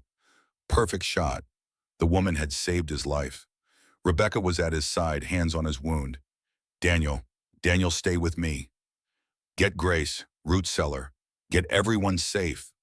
We are safe. You are bleeding. Just a scratch. It wasn't. Daniel could feel blood pooling under him, could feel his strength draining into Oklahoma dirt. The remaining 4 attackers fled into the darkness, their horses' hoofbeats fading south toward Harrison's territory. 4 bodies lay in the dust, 4 men who'd been paid to commit murder and found death instead. The barn burned to the ground. The bunkhouse was saved barely, and Daniel Rivers lay bleeding while the woman he was falling in love with tried to keep him alive. Marshal Mitchell arrived at dawn with 6 deputies. He'd heard the gunfire from Haven Ridge and ridden through the night. He found Daniel laid out on a kitchen table while Rebecca worked to extract the bullet from his side. No doctor, couldn't risk the time it would take to fetch one. Rebecca had steady hands and Cherokee medicine knowledge. It would have to be enough. "Jesus Christ," Mitchell breathed. "Rivers, can you hear me?" "Unfortunately." Daniel gasped. Pain made speech difficult. 4 dead, all Harrison's men. I recognized 3 of them. Known criminals. Harrison hired professional killers. And you'll arrest him for it. I already have men on the way. But Rivers, this is attempted murder. Multiple counts. Even with Harrison's connections, this is serious. The bullet came free. Rebecca held it up, bloody and deformed. Daniel nearly passed out from the relief of removal. She packed the wound with crushed herbs that smelled bitter, stitched him closed with thread, and practiced efficiency. "You need real doctor," Rebecca said. "This will get infected." "Can't leave. Harrison knows this place is vulnerable now. He'll try again." "Not if I put permanent guard here," Mitchell said. "Federal protection.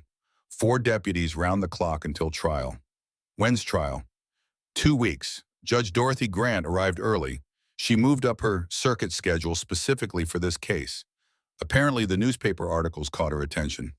Judge Grant, the one Catherine had mentioned, 73 years old and meaner than a rattlesnake. Couldn't be bought, couldn't be intimidated. If anyone would give them a fair hearing, it was her. I'll testify, Daniel said, even if I have to do it from a stretcher. He spent the next 10 days recovering. The wound was serious but clean. Rebecca's medicine worked better than Daniel expected.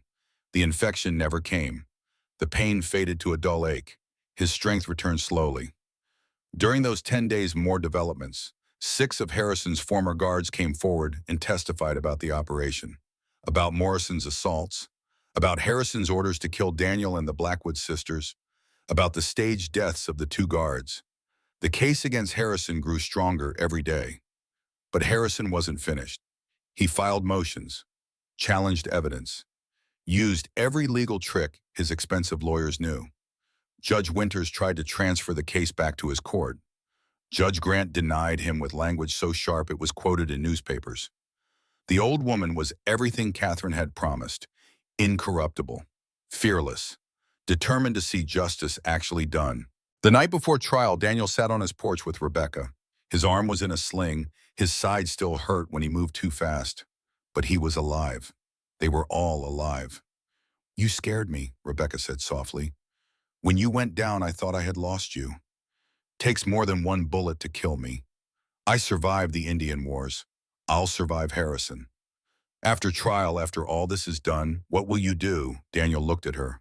Really looked. She'd changed in the weeks since arriving at his ranch. The terror in her eyes had been replaced by determination. The hunted animal had become a fighter. She was beautiful in ways that had nothing to do with appearance and everything to do with spirit. "I hadn't thought about after," Daniel admitted. "Been too focused on surviving to plan for living. Think about it now. If we win, if Harrison goes to prison, if we are truly free, what then? I don't know. This ranch is home, but it's big for one person. Lonely." Rebecca took his hand, her fingers interlaced with his. "It does not have to be lonely." Daniel's heart hammered. "Rebecca, I can't replace Mary. Can't pretend she didn't exist. I do not ask you to replace her. I ask you to make room for me beside her memory. Is that possible?" He thought about Mary, about what she would have wanted for him. She'd been the kindest person he'd ever known. She wouldn't have wanted him to suffer alone forever. She would have wanted him to live, to love again, to be happy. "Yes," Daniel said, "that's possible." They sat together holding hands while stars wheeled overhead. Inside, Sarah was teaching Grace to play cards. The girl still hadn't spoken, but she smiled sometimes now. Small victories, healing measured in tiny increments. The trial began at 10 a.m. The courthouse was packed beyond capacity. People stood in the aisles, pressed against walls, craned necks to see through windows. This wasn't just a trial. It was theater, entertainment, the resolution of a story that had gripped the entire territory. Judge Dorothy Grant presided from her bench with the bearing of a general reviewing troops. She was tiny, barely 5 feet tall, but her presence filled the room. Her eyes were sharp enough to cut glass. Her voice carried weight earned from 40 years on the bench. Harrison sat at the defense table with 3 lawyers. He'd lost weight. The arrogance had been replaced by desperation masked as confidence. But his eyes, when they met Daniel's, held nothing but murder. This wasn't over for him. Win or lose, Harrison would keep fighting until one of them was dead. The prosecution laid out their case over 2 days. Bradley testified about his investigation.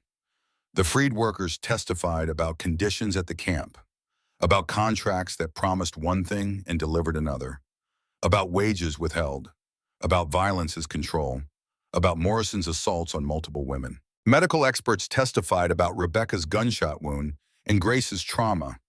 Catherine Price testified about her investigation and interviews. Marshall Mitchell testified about the 4 dead assassins and Harrison's connection to them. On day 3, Sarah took the stand. She wore one of Mary's dresses, simple and dignified. She'd braided her hair in traditional Cherokee style. She looked at the jury with eyes that demanded to be taken seriously. James Whitmore, Catherine's nephew, who'd arrived to help with legal strategy, led her through the testimony. Sarah described their arrival at Harrison's camp, the promises, the reality, the escalating abuse, Morrison's targeting of Grace. "Tell the jury what happened the night you left," James said. Sarah's voice was steady. Morrison attacked my sister. He was raping her. I heard her scream. I ran with my father's knife. Morrison was on top of Grace. I did not ask questions. I pulled his head back and cut his throat. I watched him die.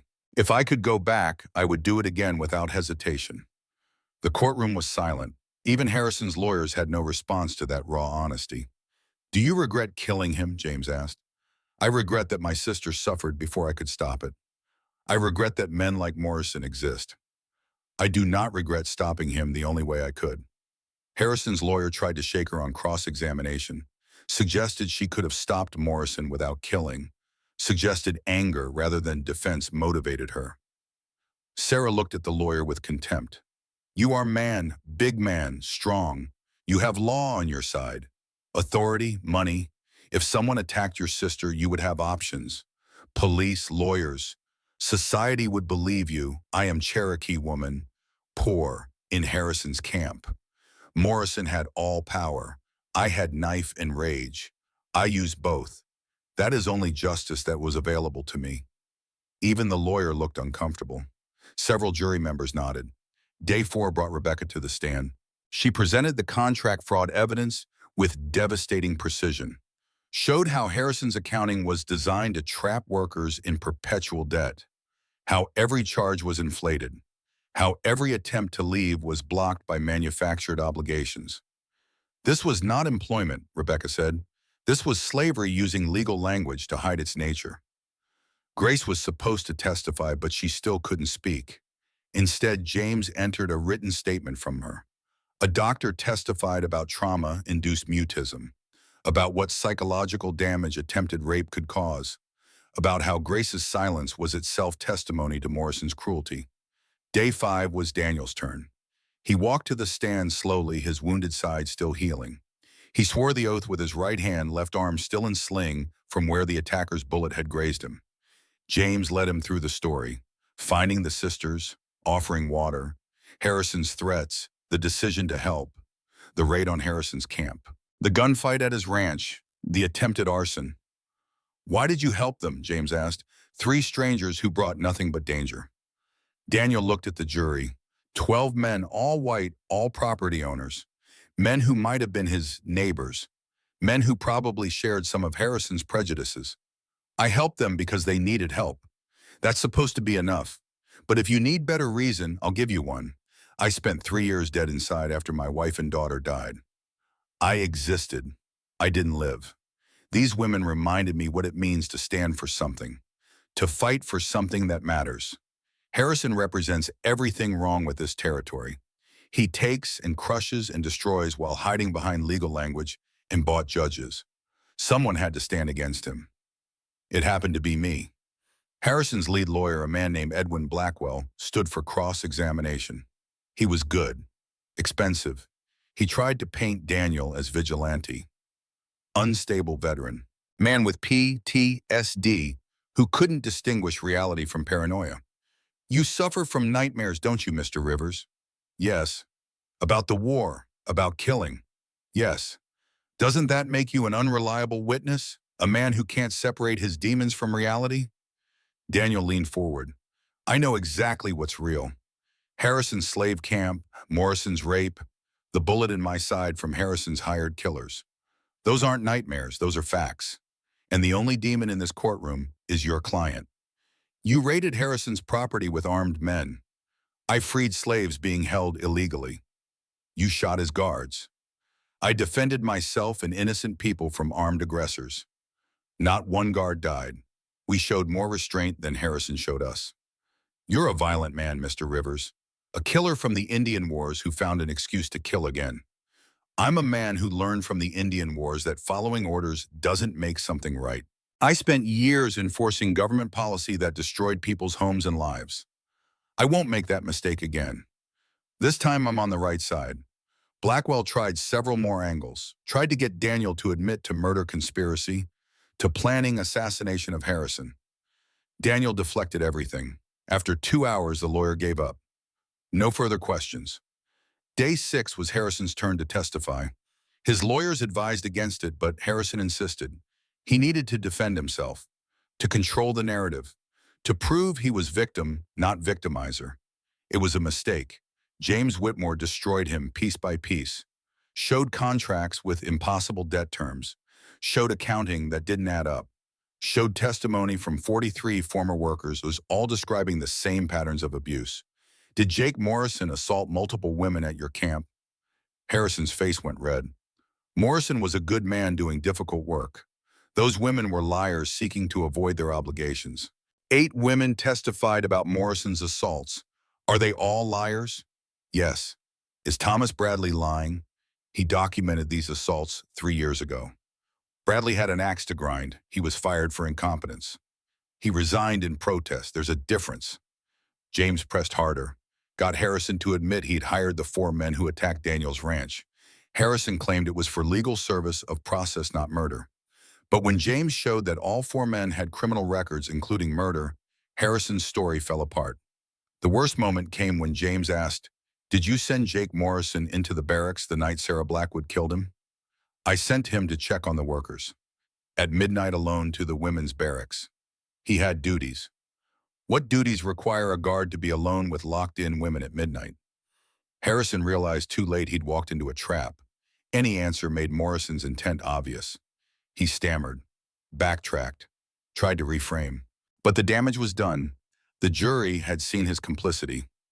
Closing arguments came on day 7. Harrison's lawyer argued self-defense and legal employment, painted Harrison as businessman victimized by vindictive workers and violent vigilantes. It was a competent argument, just not a convincing one. James Whitmore's closing was devastating. He walked the jury through every piece of evidence, every testimony, every document proving systematic abuse. He held up Bradley's journal with 3 years of documentation. "This is not about one killing or one escape," James said. "This is about a man who built an empire on human suffering, who used legal language to hide slavery, who murdered and raped and crushed anyone who opposed him. The law failed to stop him because he bought the law. These 4 people, Daniel Rivers, Sarah Rebecca, and Grace Blackwood, did what the law wouldn't. They stood against him. They risked everything to expose his crimes. The only question before you is whether you have the courage to hold him accountable." Judge Grant gave instructions to the jury. They deliberated for 3 hours. Daniel spent those hours on a bench outside the courthouse, Rebecca beside him. Sarah paced. Grace drew pictures. Catherine read a book. Bradley smoked cigarettes. Time crawled like a wounded animal. The jury returned. "Has the jury reached a verdict?" "We have your honor." The foreman stood, a man named William Hutchins who owned a small farm north of Haven Ridge. Daniel had met him once years ago. Decent man, fair man. On the charge of operating a forced labor camp in violation of federal statutes, how do you find guilty? On the charge of contract fraud, guilty. On the charge of conspiracy to commit murder, guilty. Guilty on all 18 counts. Harrison's face went white, then red, then purple. He lunged at the jury box screaming obscenities. Deputies restrained him, dragged him back to his chair where he sat shaking with impotent rage. Judge Grant's gavel cracked like thunder. "Order, Mr. Harrison, you will remain silent or I will have you gagged." She turned to the jury. "Thank you for your service. This case was complex and you gave it the serious consideration it deserved." Then she turned to Harrison. "Mr. Harrison, you have been found guilty of 18 felonies. Sentencing is set for tomorrow morning. Until then, you will be held without bail in federal custody." Deputies removed the defendant. They dragged Harrison out, still screaming, promising revenge, swearing he'd destroy everyone involved. Empty threats from a broken man. Outside, a crowd had gathered. When word of the verdict spread, cheers erupted. The freed workers hugged each other. Catherine's ranch hands clapped Daniel on the back. Catherine Price was already writing her next article. Sarah stood apart from the celebration. Daniel found her staring at the courthouse, expression unreadable. "We won," Daniel said. "Did we? Harrison goes to prison. But there are others like him. Other camps, other Morrisons. We saved ourselves. We did not change the world. Maybe not the whole world, but we changed this part of it. That's something." Sarah looked at him. "You are good man Daniel Rivers. I did not trust white men. You changed my mind. Not many could do that. You gave me reason to live again. Fair trade." Rebecca appeared beside them, Grace in tow. The four of them stood together as the crowd celebrated around them.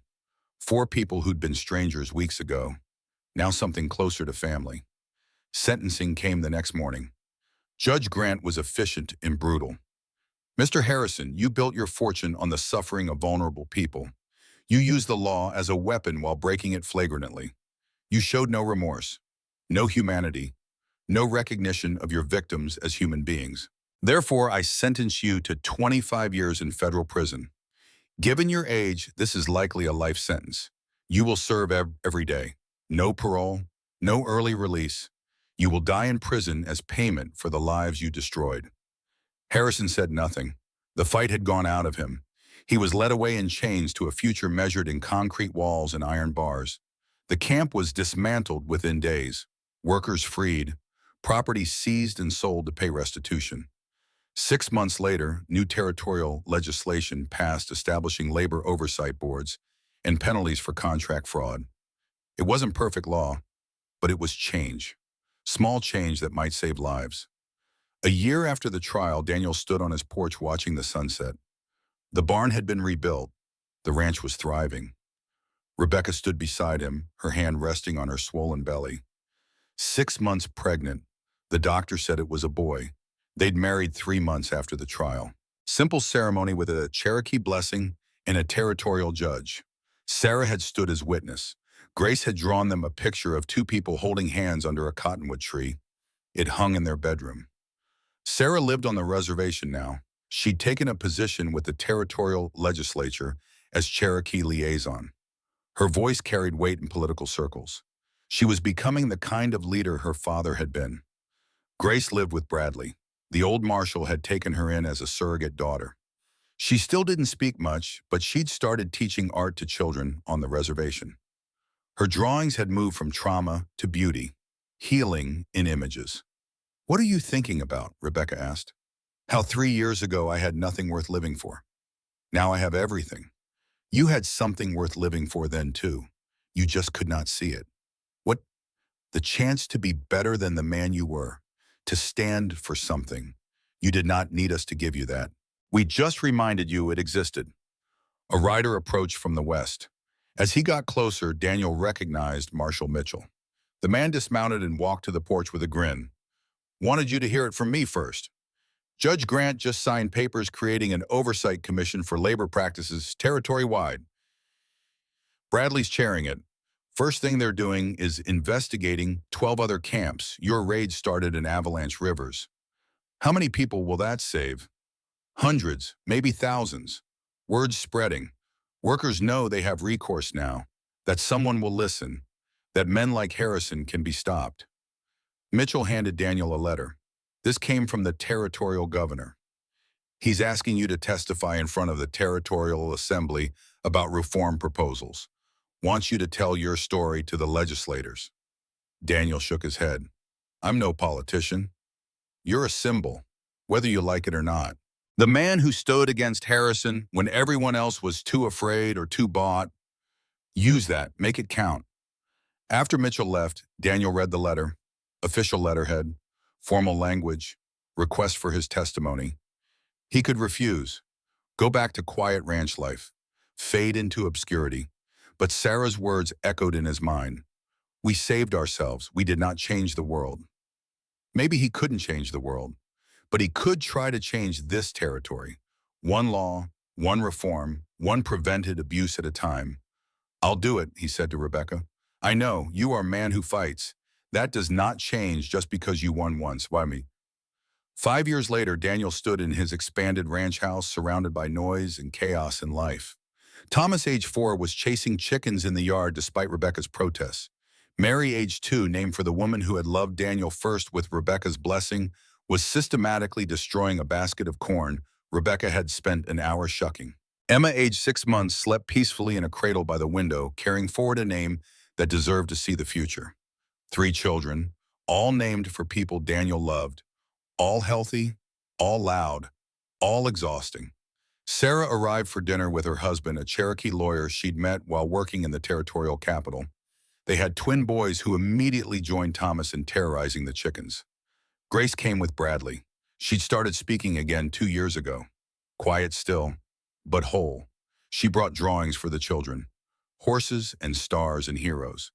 Bradley looked like a man who'd found redemption in helping someone else find healing. Catherine came with her new foreman. She'd never remarried after her husband died, claimed to prefer running her empire alone. But the foreman, a steady man named Marcus, seemed to be changing her mind. They gathered around the expanded table Daniel had built. 12 people where once there had been one. Noise and laughter where there had been silence and grief.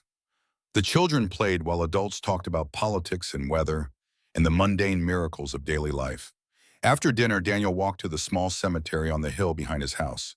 2 graves side by side, Mary and Emma Rivers, beloved wife and daughter. The headstones were simple but well maintained. He visited every week. Rebecca found him there as the sun set. She didn't say anything, just stood beside him, holding his hand. "Do you think they would approve?" Daniel asked. "Of what?" "All of this. New to family, new life, moving on." "I think they would be angry if you had not. Love does not demand eternal grief. It demands that you live fully to honor the dead." Mary used to say something similar, that life was too short to waste on sorrow. She sounds like she was wise woman. She was. You would have liked her. I already do. She made you into man capable of giving 3 desperate strangers water. That is gift I benefit from every day. They stood together as darkness fell. Behind them, light spilled from the ranch house windows. Inside, children laughed. Friends talked. Life continued in all its messy, beautiful complexity. Daniel Rivers had set out to save 3 Cherokee sisters from slavery and murder charges. Instead, he'd saved himself from a living death more complete than any grave could provide. He'd learned that redemption wasn't about erasing the past. It was about building a future worth the pain of remembering. Harrison died in prison 3 years into his sentence. Heart failure. No one mourned. His empire was divided among his victims as restitution. His name became shorthand for everything wrong with the old way of doing things. The Rivers Act, as it was called, changed labor law across Oklahoma Territory. Oversight boards, worker protections, rights that couldn't be contracted away. It wasn't perfect. There were still abuses. Still men who found ways around the law. But it was progress. Real measurable improvement in people's lives. Daniel testified before the Territorial Assembly 4 times. He hated public speaking, but did it anyway because Sarah had been right. They'd saved themselves, but they had a duty to change the system so others wouldn't need saving. 10 years after the trial, Oklahoma became a state. The new state constitution included some of the strongest labor protections in the nation. Language written by people who'd lived through Harrison's camp and knew what happened when power went unchecked. Sarah was elected to the first state legislature, the first Cherokee woman to hold that position. She served 3 terms before transitioning to tribal governance. Her legacy was laws that protected both tribal sovereignty and workers' rights. Grace became a renowned artist. Her drawings of trauma, transformed into beauty, influenced an entire generation. She never fully forgot Morrison's attack, but she learned to live beyond it, to create rather than destroy. Bradley ran the Labor Oversight Commission until he died at age 72. His journal, published after his death, became required reading in law schools, a testament to what one honest man could document even when the system refused to listen. Catherine died wealthy and respected at age 89. She left her empire to workers' cooperatives with provisions that it could never be sold to anyone who'd exploit labor. Her funeral was attended by 300 people who credited her with giving them chances when no one else would. Daniel Rivers lived to see his grandchildren, 9 of them from 3 children. He lived to see Oklahoma Territory become a state, lived to see some of his former ranch hands become property owners themselves, lived long enough that the young people who heard his story thought he was exaggerating, thought things had never been that bad. He'd tell them things had been worse, would show them Bradley's journal with its documented horrors, would remind them that progress was fragile, that every right had been bought with someone's blood and courage. On his deathbed at age 78, surrounded by family, Daniel's last words were to Rebecca, "Did we do enough?" She squeezed his hand. "We did everything we could. That is enough." He closed his eyes and saw water in a bucket, saw 3 desperate women choosing to trust, saw the moment his life changed direction from death towards something that mattered. Mary's voice, quiet after so many years, whispered one last time, "I'm proud of you." Emma's voice, forever 6 years old in his memory, added, Daddy fought the monsters. He had fought the monsters.